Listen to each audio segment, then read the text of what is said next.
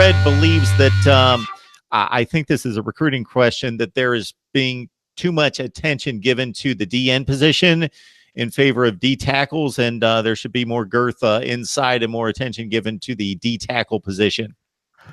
Yeah, I mean, excuse me. Man.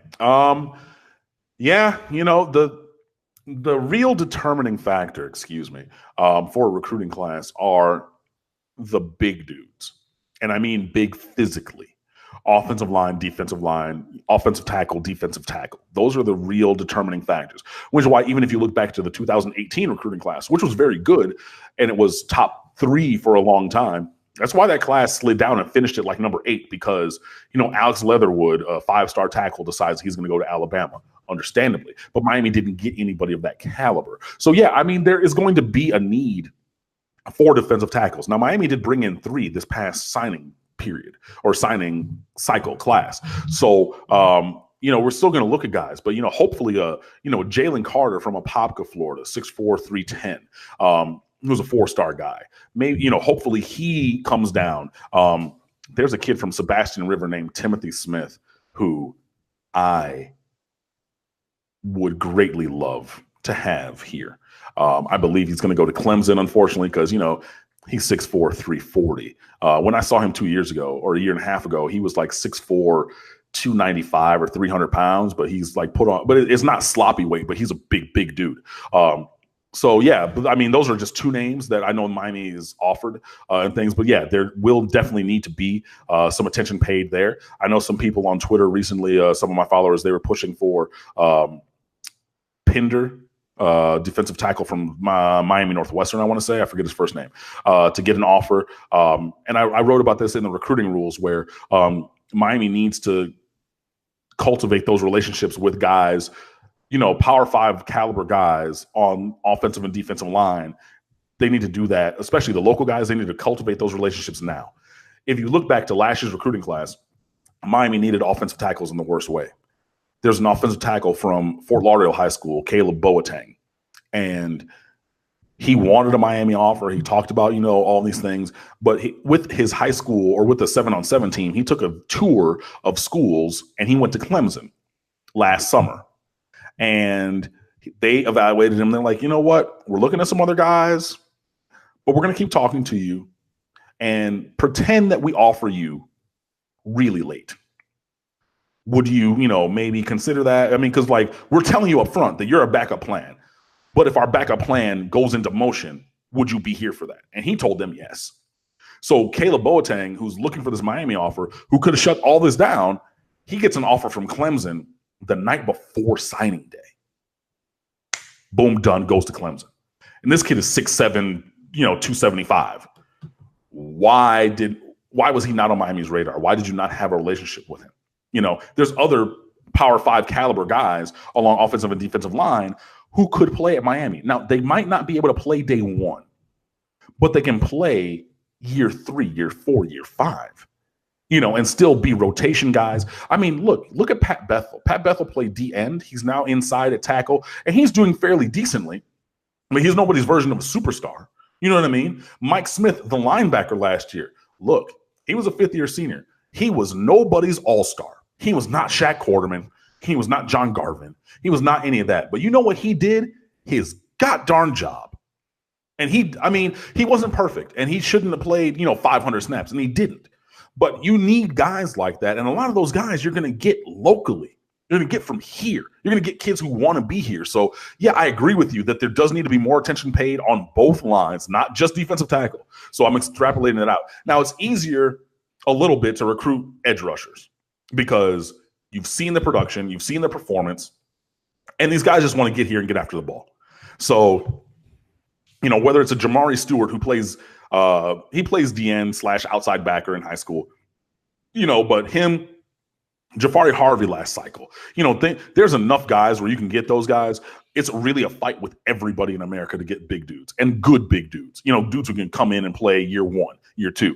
Look, we thought we had a guy who could come and play in year 1 and John Ford, and it's coming into year 3, and we're still waiting on him to make plays. And I say we because I saw John Ford play in high school 4 or 5 times, and I figured he could at least be a rotation guy his freshman year and then step into a pretty decent role his sophomore year.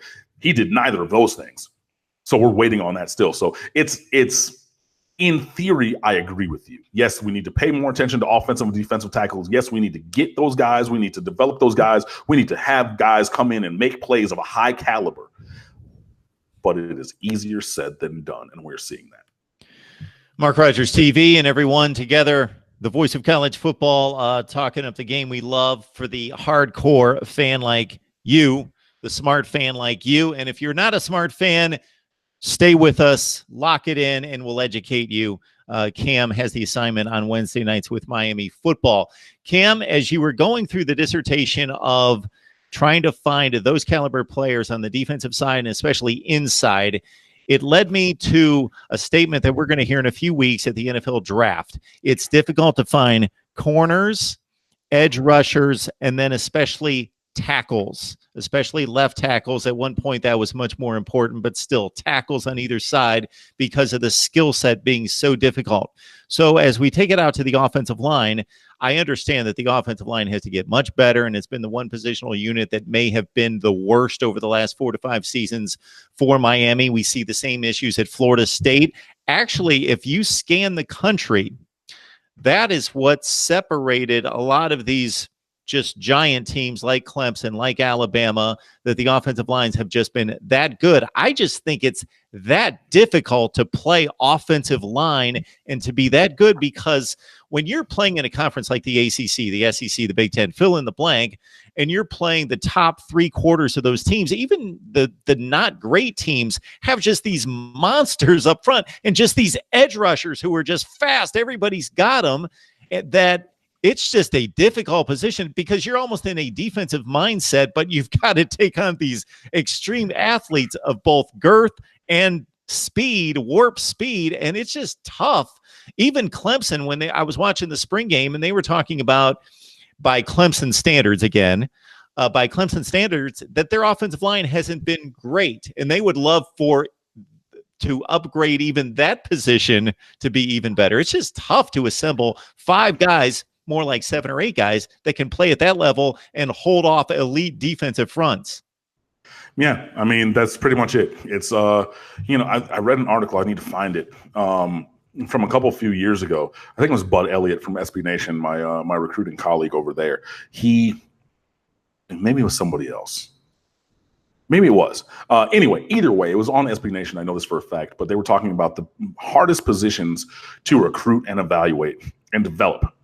And number 1 was offensive line, above quarterback, because quarterback was number 2 on that list. So that just kind of proves the point. Yeah, it is tough.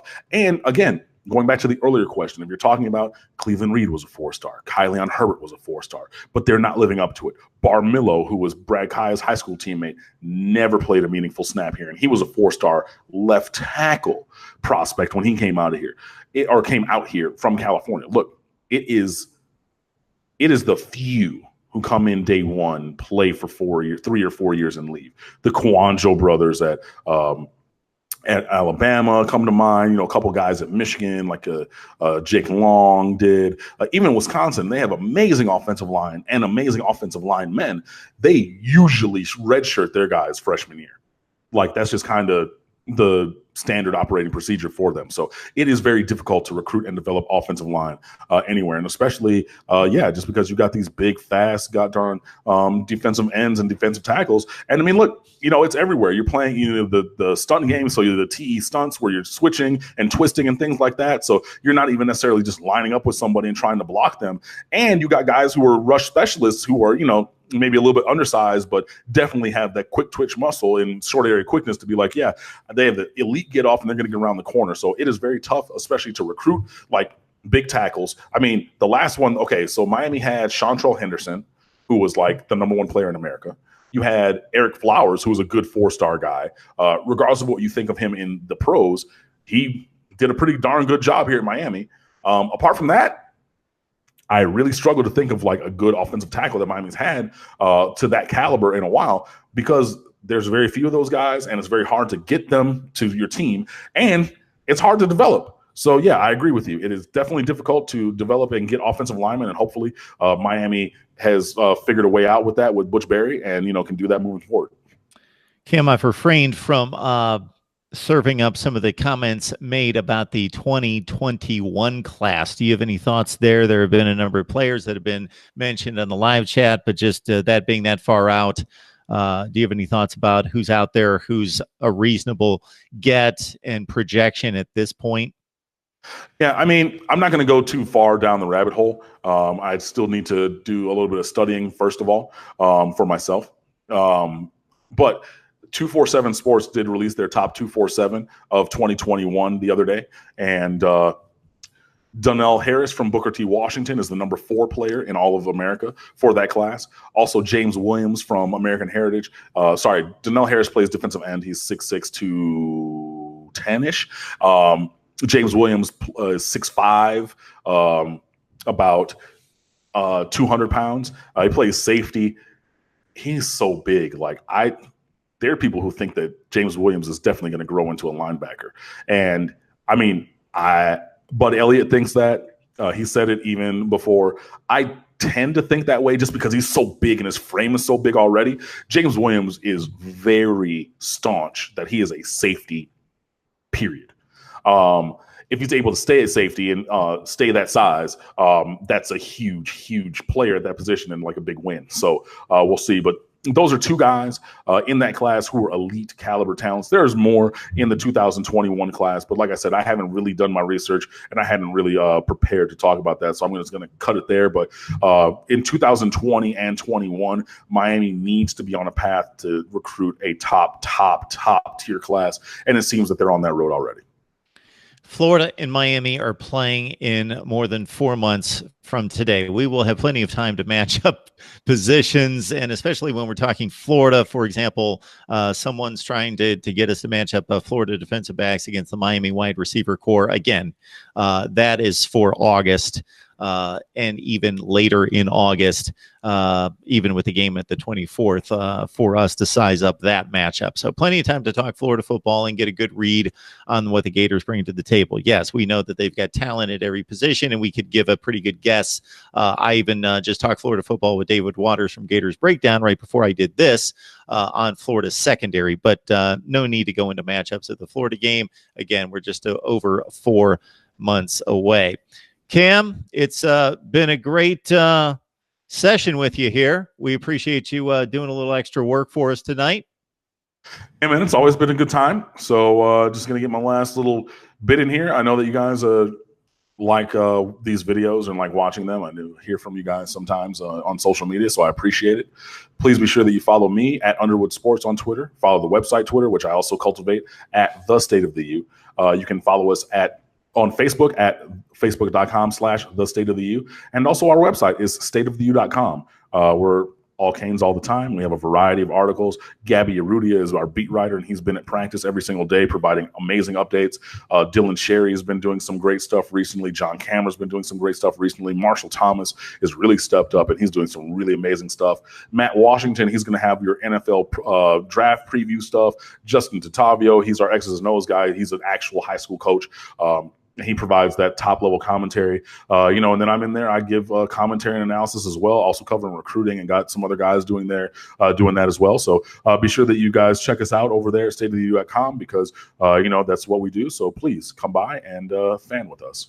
And so Justin Tatavio is actually a guy that I saw on your site, saw some really good work from him. So I've had him on 2 or 3 times now, and hopefully I'm going to have him on about once a week just to break down a particular offensive system or offense in particular. And we just broke down the air raid, and that's going to be released here real soon. I just peppered him with all sorts of questions about what is the air raid offense, just to get the word from a guy that truly knows what's going on. All right, I'd like to let everyone know before we say goodbye that can you imagine if all of you, whatever your social media influence is, that you just let people know that we're here each and every Wednesday night, that Cam's at State of the U with all the fine writers that he just referenced, that I'm here talking college football each and every day. MarkRogersTV, the voice of college football. Family, friends, social media acquaintances, get them here and get them on board. Cam, we appreciate you stopping by. It's always a great time. And again, I cannot thank you enough for the information and the insight. Yeah, like I said, it's always a good time to be here. So I appreciate you guys tuning in. Thank you again for having me, Mark. And we'll check you guys later. See you guys later.